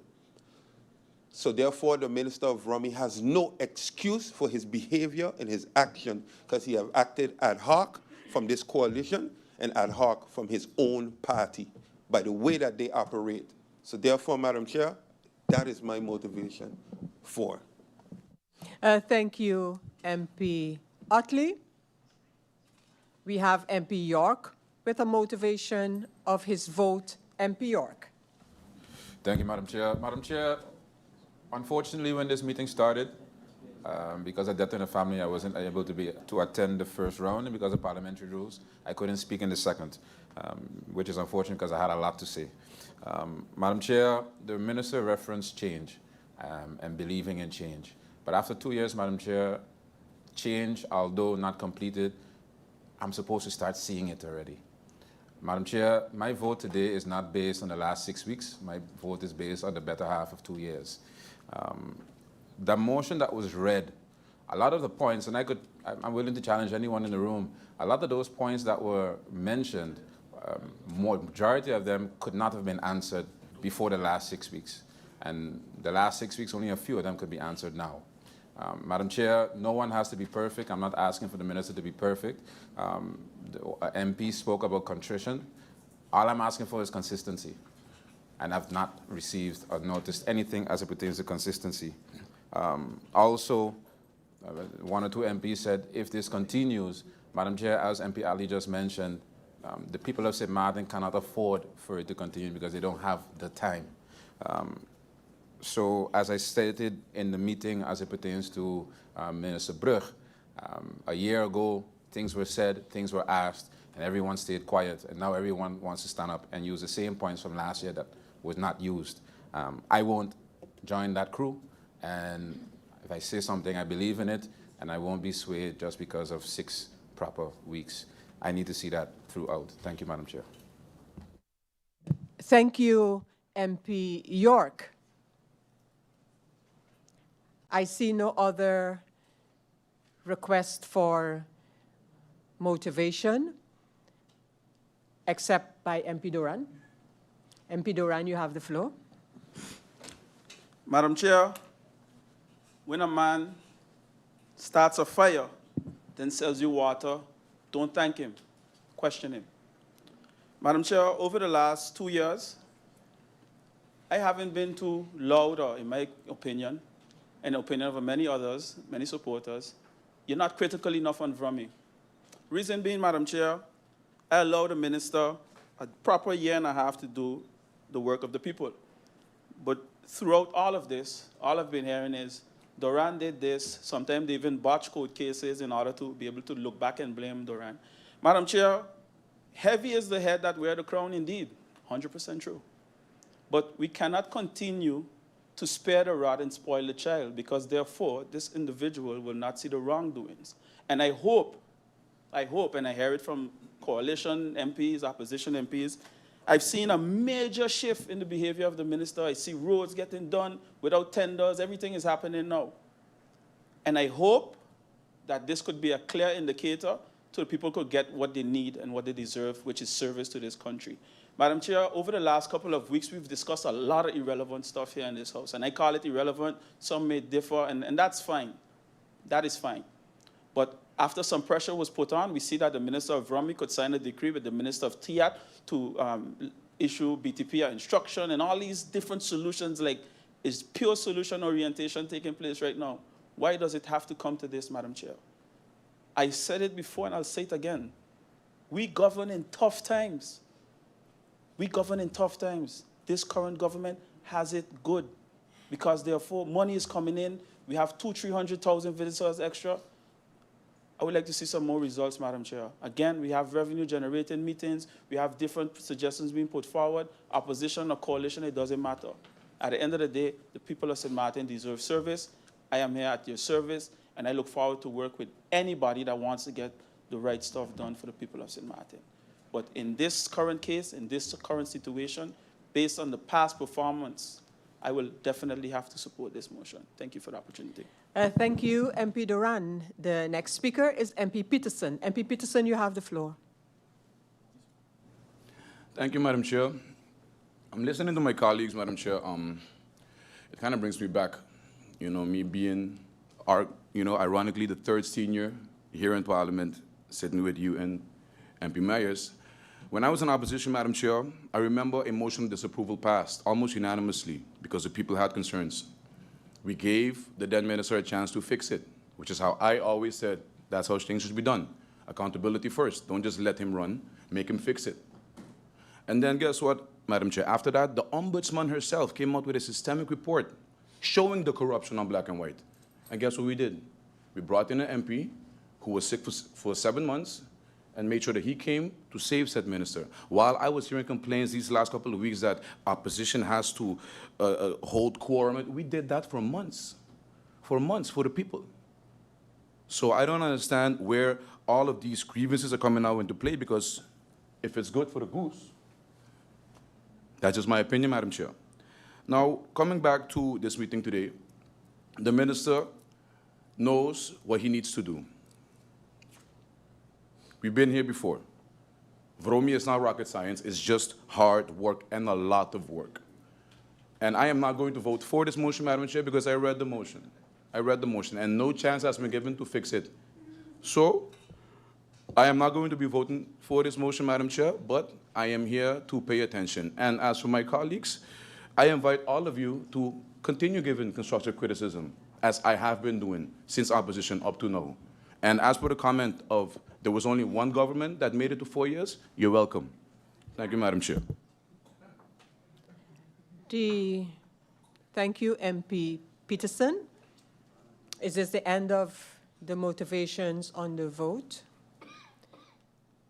Minister, one of the few opportunities that I get to speak on a topic during public meetings of Parliament is in motivating my vote.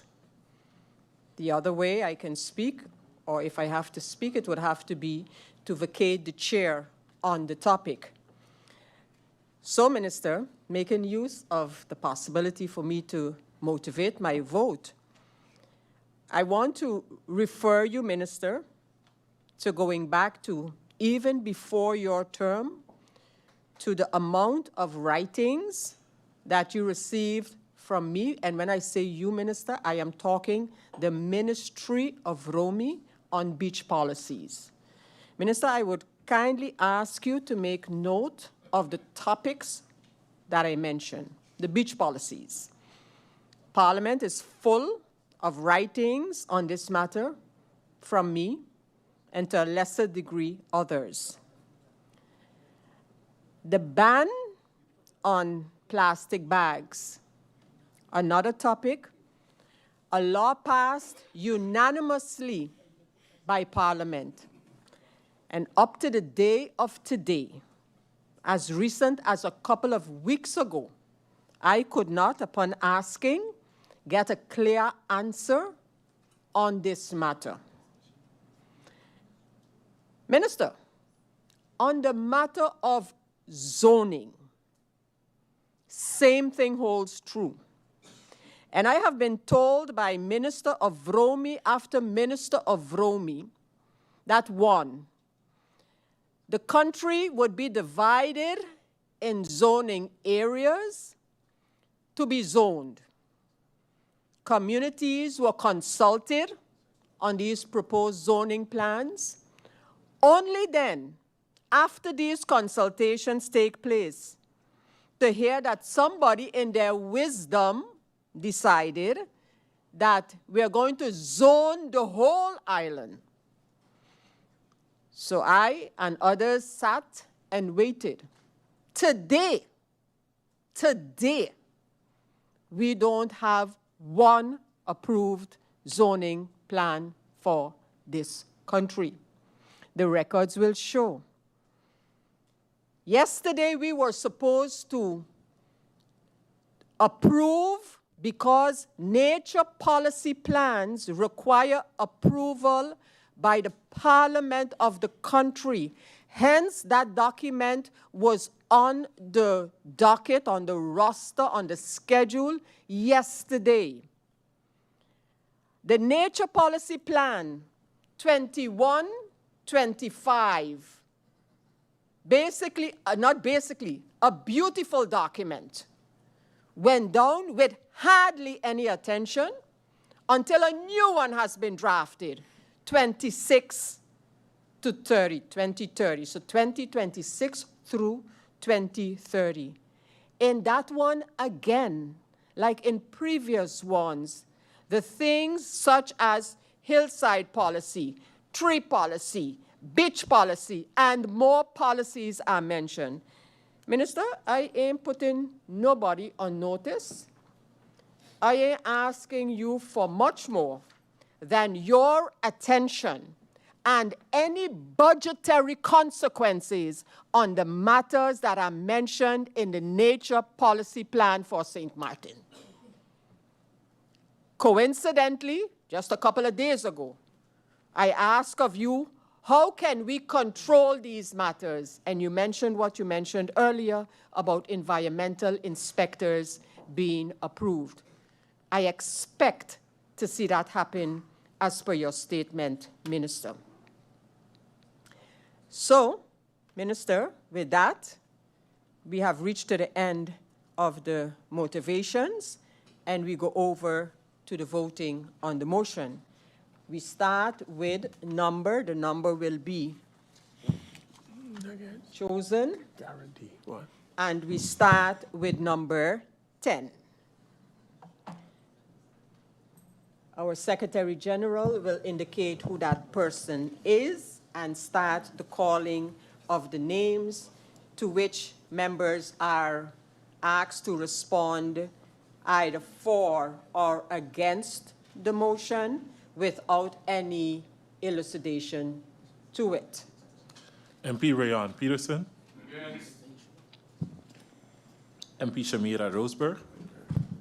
Against. MP Christopher Waver. Against.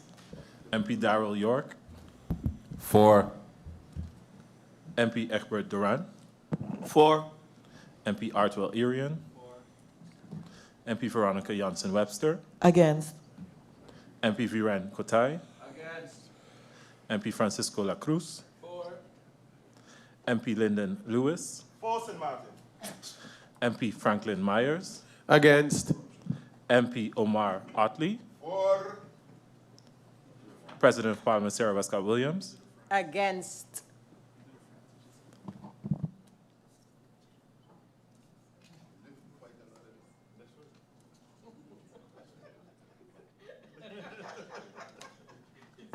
We're still in session, members.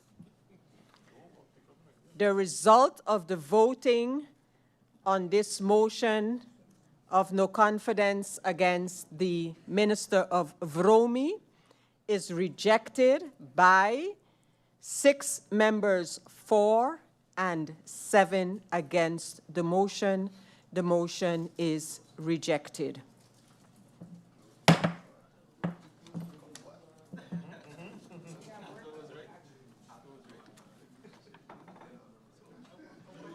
Members of Parliament,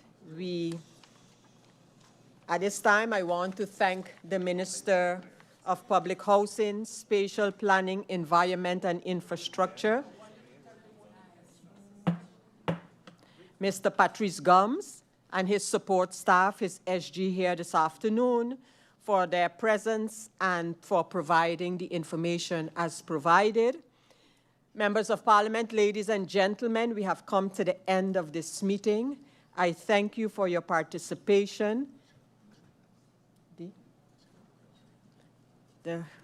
In fact, I am closing the meeting, not paying attention to the fact that the meeting, we have another agenda point on this meeting.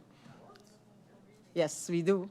And so I close this agenda point. I establish what the voting has been on this agenda point, and we have come to actually the end of that agenda point, and I will adjourn the meeting for 5 minutes before we continue. Meeting adjourned.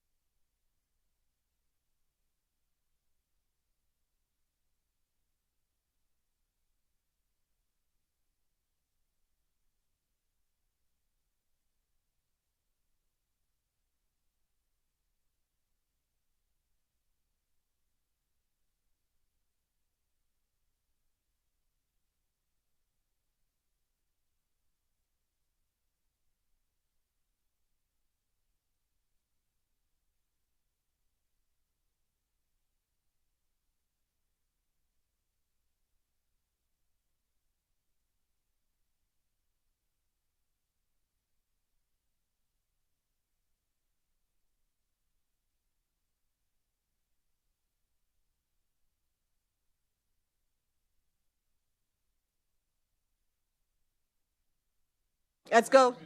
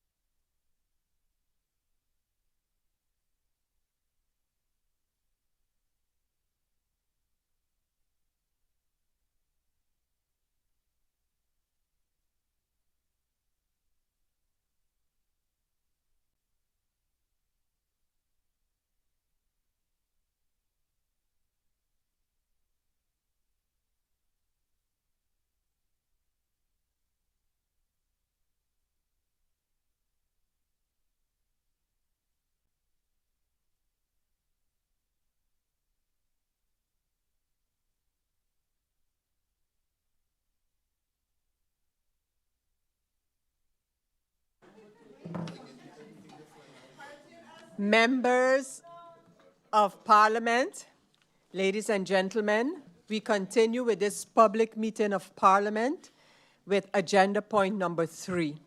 Agenda point number 3 is the ratification of the agreement lists of the Interparliamentary Kingdom Consultation, IPKO, which was held from February the 19th through the 21st of this year in Oranjestad, Aruba.